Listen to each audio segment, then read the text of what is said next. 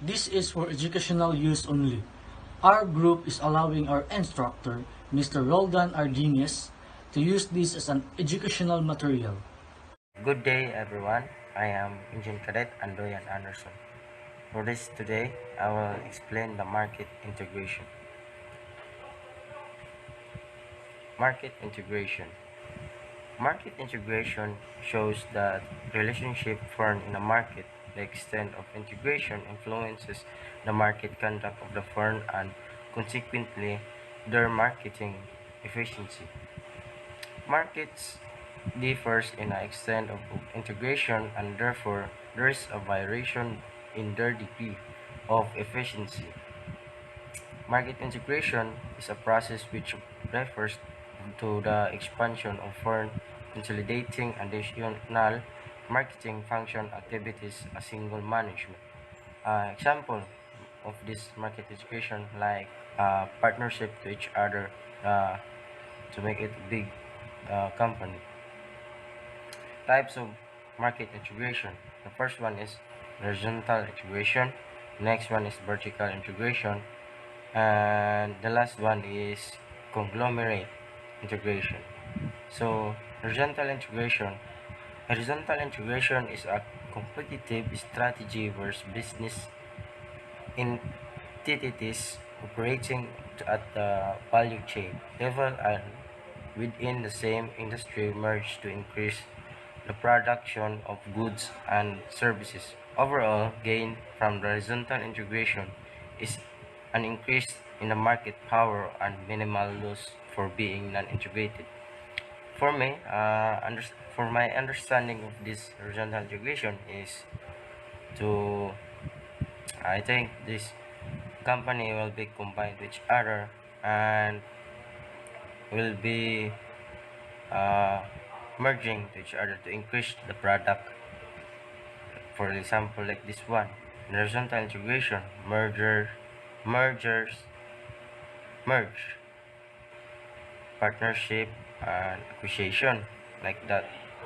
The first one is company reference product, and the next one is competitors similar or better product, and the next one is market player complementary product, and the last one not but not the least is similar or better product. This is the for example of the horizontal integration. The next one, vertical integration. Vertical integration refers to expansion strategies where one company takes control over one or more strategies in a product or distribution of a product. Meaning of this one is take over control with one company, forward and backward. I have for example here the raw materials companies that handle great commodities, steel, plastic, etc. Next one is suppliers, companies that create basic components. Next one is companies that create the product with its own brand. Retail, companies that sell the products to the final customer. It will go forward with the clients of the company. Uh, Clients of the company if distributor, assemblers, and not go the final customer. It will call the backward when companies distribute components and products and materials. That's all. The next, oh, the next one is conglomerate integration. Conglomerate is one of very large corporation or company composed of several combined companies is that firm either take over or mergers. The most cases of conglomerate suppliers and variety of goods service that are not necessarily related to one another. An example of this one is there's four or more companies with small companies we will take merging each other to make it big so that it will call the conglomerate, for example, of this picture. And that's all my report, and thank you. Good day, everyone. I am Engine Cadet John Leonard Sardodilias. and I'm here to inform to you about a certain topics, which are the about market integration, uh, types of market integration, advantages and disadvantages of market integration. So let's start. Market integration. One of the key features of global financial market integration is that wherever they happen to be established, entities are able to offer financial services in other jurisdictions on terms similar to those enjoyed by domestic markets participants. The degree of integration could be measured in terms of, for instance, the intensity of cross-border financial flows or market quota of foreign entities in domestic markets. Uh, these are the three types of market integration. One is horizontal integration, two, vertical integration, and three, conglomeration. Horizontal integration. In most markets, there is a larger number of agencies which do not effectively compete to each other. It leads to reduced cost of marketing. In this reduced competition possible.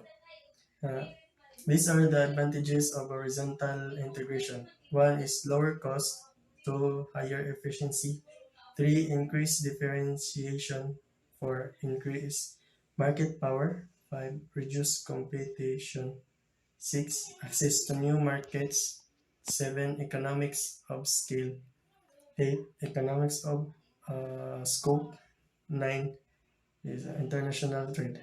The disadvantages of the horizontal integration are destroyed value, legal repercussions, and last is reduced flexibility. Vertical integration. Uh, uh, there are two types of vertical integration. One is forward integration. If a firm assumes another function of marketing which is closer to the consumption function, it is a case of forward integration. For example, wholesaler assuming the function of retail. The second type of vertical integration is backward integration. This involves ownership or a combination of source of supply. For example, when a processing firm assumes the function of assembling or purchasing the produce from the villagers. The advantages of vertical integration are it allows you to invest in assets that are highly specialized. Two, it gives you more control over your business. Three, it allows for positive differentiation. Four, it requires lower cost of transaction. Five, it offers more cost control. Six, it ensures a high level of certainty when it comes to quality. And last is it provides more competitive advantages. The disadvantages of vertical integration are one is it can have capacity balancing problems. Two, it can bring about more difficulties. Three, it can result in decreased flexibility. Four, it can create some barriers to make market entry. Five, it can cause confusion within the business. Six, it requires a huge amount of money. Thus, it makes things more difficult. Conglomeration. The effects of conglomeration are risk reduction through diversification. Uh, Second is acquisition of financial leverage. Three, empire building urge. Good day, I am Cedric Almar Padigos from Group 3 and I'm here to talk about the importance of market integration and globalization. So first is market integration increase financial and economic efficiency. So this will be lead to a higher economic growth. However, market integration may increase returns in costs, financial instability, and contagion effects. And second is facilitate the flow of goods and production factors more easily.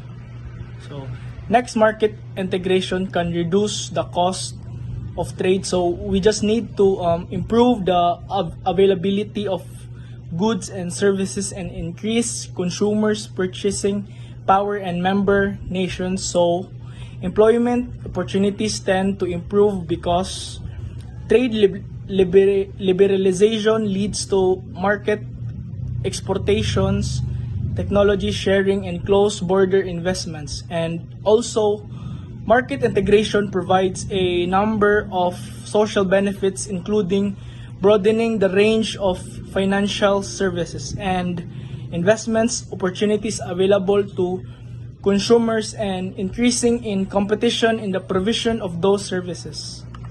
Number 3 is market integration provides a number of social benefits. In addition, integrated financial markets act as private risk-sharing mechanisms that facilitate the smoothing of both economic and financial cycles in domestic economies.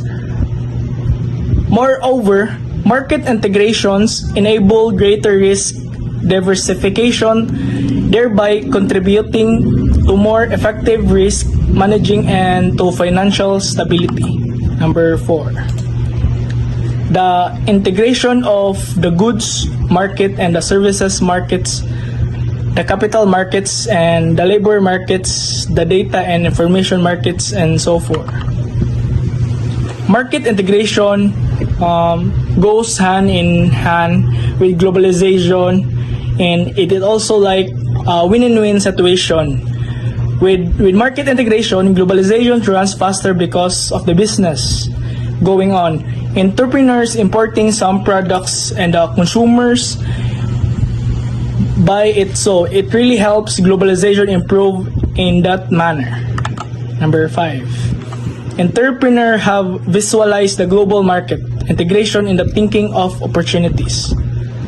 Entrepreneurs and other business owners have been able to think and have an idea on how to make new products or how to sell their products to the consumers, and it is an opportunity for them to make money and to also help in globalization. Number 6. Consumers have visualized the global market integration in their desire to have everything, everywhere, and at any time. So, in this, one example is I am a sneakerhead guy and I love shoes. And if I want to buy a certain kind of Nike shoes like an Air Force One, I would be able to find it in many malls here because a lot of entrepreneurs have imported it here. That's why market integration is a big advantage for consumer like me, because I could find things that I want and need anytime and anywhere. So, good day everyone, I am Engine Cadet Moise Janda and I am going to report about history of global market integration. Market integration provides a number of social benefits, including broadening the range of financial service and investment opportunities available to customers and increasing competition in the provision of those services. When a government employs a certain tactics to influence the course of the economy, integration may occasionally be done on purpose. As a result, integration of the markets may be the result of variables like changes in supplies and demands, and it may have an impact on numerous global markets. This is my objectives. Number 1, able to know the history of marketing integration. And the last one, importance of history in globalization market integration.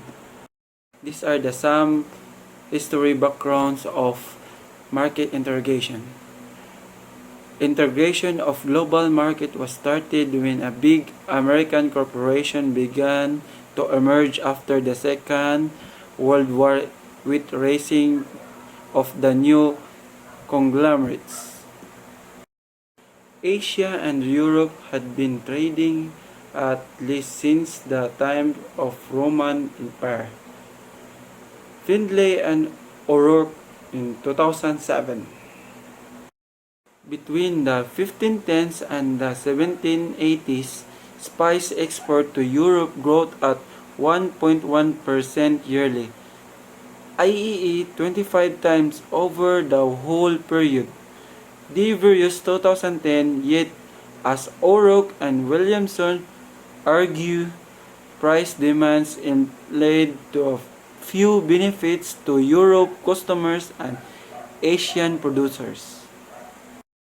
Most gains occurred to the shareholders of Western trading companies such as the Verenigde Oost-Indisch Company for the Dutch East Indies, nowadays Indonesia, and the East Indian Company for India, which ruled the Asian countries and monopolized trade.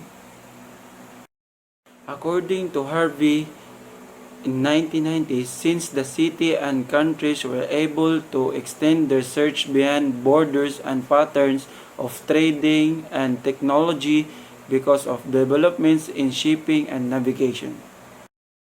As a new means of regulating the interdependence between nations' economy, colonialism and imperialism emerged. Colonialism led to the establishment of equity, corporate ownership, managerial subsidiary, and central office that provide and distribute goods and services.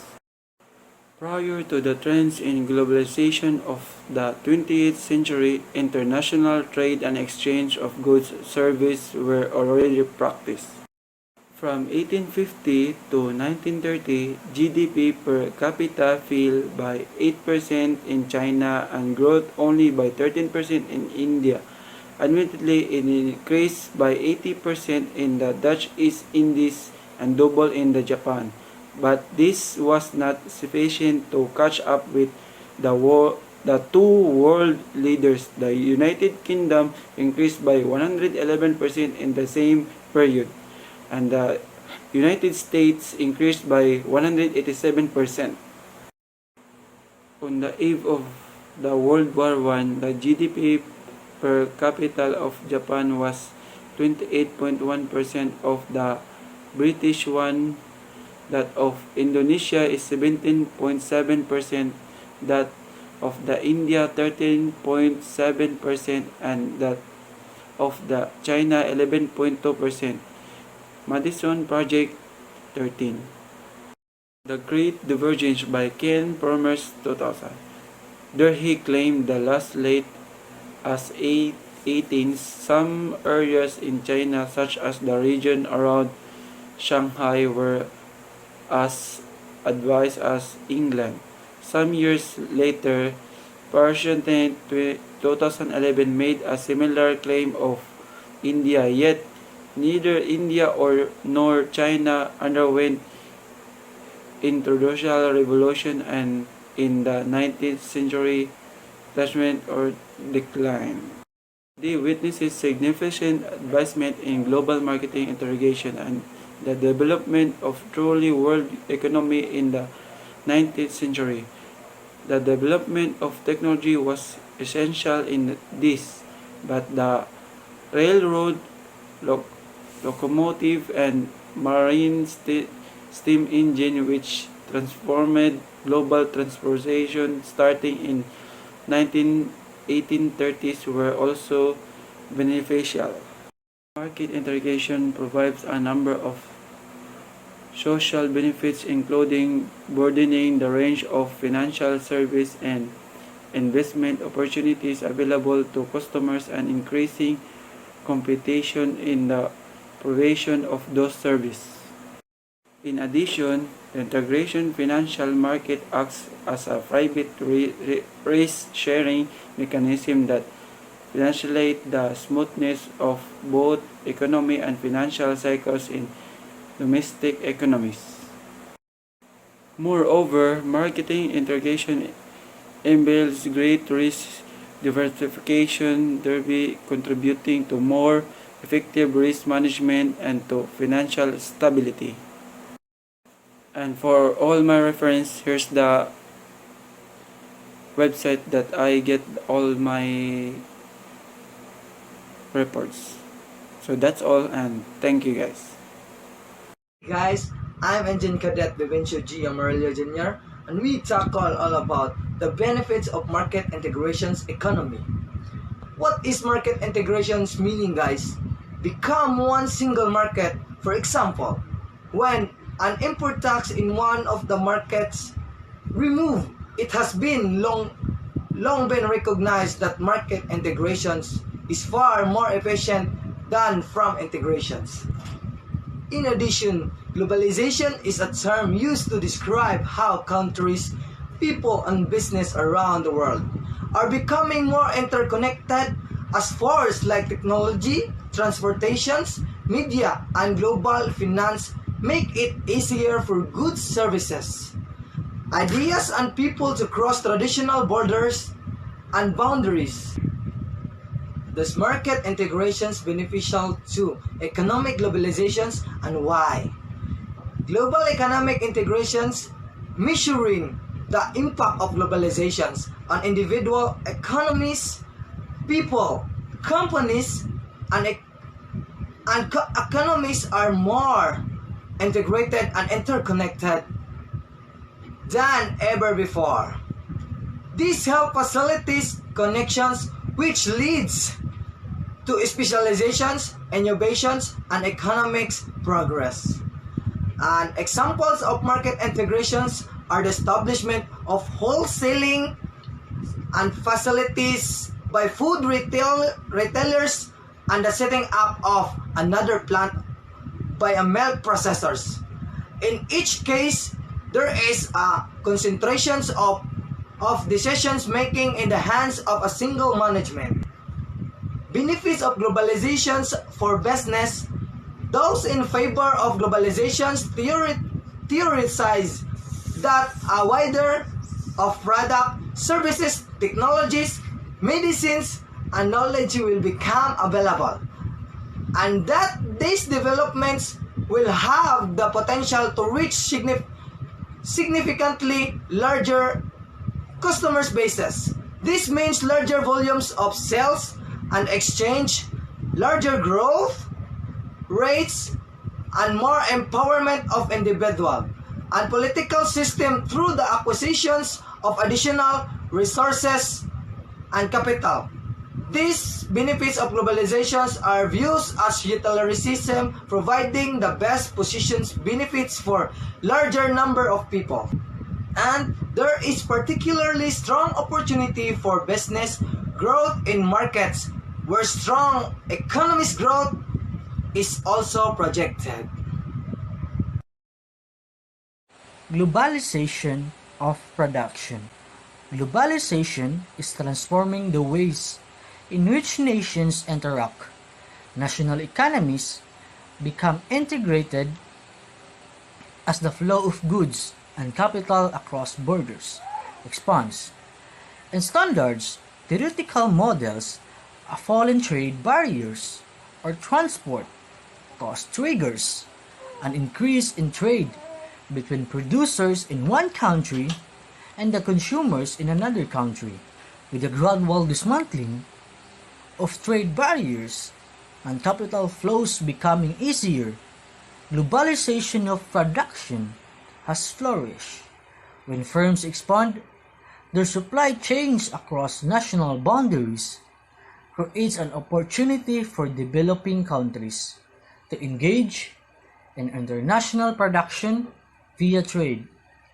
Firms use imported intermediate inputs for production, and after processing or assembly, re-export the finished products to international markets, it is no longer necessary to produce goods in one location, even though a product may bear the mark of being produced in a particularly country. Its components may come from different locations. Particularly for high-tech products, research and development is usually carried out in developed countries. Components are made in different countries depending on their competences, and the final assembly takes place in another country. This approach is also used for labor-intensive goods such as garments, shoes, etc. Globalization of production has influenced the world of work in ways not seen before. While some impacts have been positive from point of view of workers, others have given rise to serious concerns. On the positive side, new employment opportunities, heteroto, unknown in many developing countries, have opened. On the other hand, serious pressure on the working class has come to the stagnation for real wages and adverse workplace conditions. Good day, I'm Cadet Rod Alandi Inordo. So here I'm going to talk about the globalization of markets. A market is an institutional structure that permits people and organizations to exchange goods and services and labor.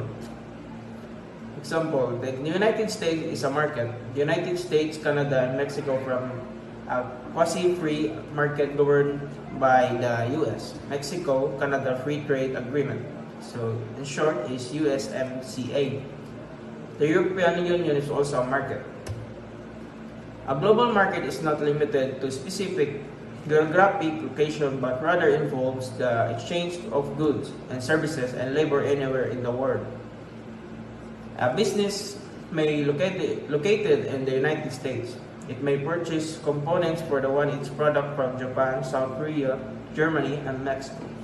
So the components may be shipped by a shipping company from Greece to an outsourcing firm in China for assembly, where it is then transported across Chinese and Russian railroads for distribution in European retail and in retail stores. So the business stock may be traded on in the New York Stock Exchange, Japanese Nikkei Exchange, and the London Stock Exchange. So a global market is where goods, services, and labor are exchanged, purchased, or sold through the entire world. An ideal global market requires product and services standardization so that the goods and services can move freely across the globe. Market participants must also have trust and confidence in this global market. So the benefits of globalization allows companies to find lower cost way to produce their product. It also increases global competition, which drives prices down and creates a larger variety of choices for consumers. Lowered costs help people in the both developing and already developed countries live better on less money. So here are the benefits and the challenges of globalization. The first column is increased flow capital. Better lower product at lower price. Collaboration and shared resources. Cross-cultural exchange. Spread of knowledge and technology. The first column in challenges is disproportionate growth, high investment cost, and confusing local system, weak regulation, and the last one is migration challenges. So how does globalization affect the market? So in general, globalization decreases the cost of manufacturing. So this means that companies can offer goods at the lower price to consumers. The average cost of goods is a key aspect that contributes of living. So consumers also have the access to a wider variety of goods. The importance of globalization. Access to international markets. When the firms realize the importance of globalization, mold their business operation according to the same, they have huge access to international markets. Number 2, lower the cost of customer services. It is very vital for the companies operating in today's dynamic and ever competitive market that customer has to be given the topmost importance and priority in order to beat the competition and successfully survive in the market. Number 3, levels up and balance the competition in the market. So there are various firms offering similar kinds of products and services. So number 4, elevates the level innovation. With globalization, the competition reaches its peaks as the native players of any country to face the competition from the outside firms, luring and attracting their loyal customers with the product and services. They are high on innovation and novelty. So number 5, so free movement of goods and services. There is a free movement of goods and services manufactured and offered by the firms on national and international levels. So number 6, enhanced branch reach. When the firms are quite active at the front of globalization by offering their products and services to the customers in their international markets, one of the biggest merits they enjoy is of the higher and enhanced brand reach and value. Number 7, higher sales profits. One of the main objectives of the firm is to attain a higher market share, higher sales, higher profits, and by embracing the aspect of globalization in the business, the firm are able to accomplish the same. So the government authorities of various countries have been giving a lot of impetus to the importance of globalization, realizing its high potential as it also increased the income levels of the nation as a whole. Plus, there are so many opportunities for small as well as big players. With the power of internet, marketing, and social media, the entire world is like a global village, and customers having access to all the domestic and international brands in a seamless and ease-out manner. So these are the references of this topic. And that's all. Thank you.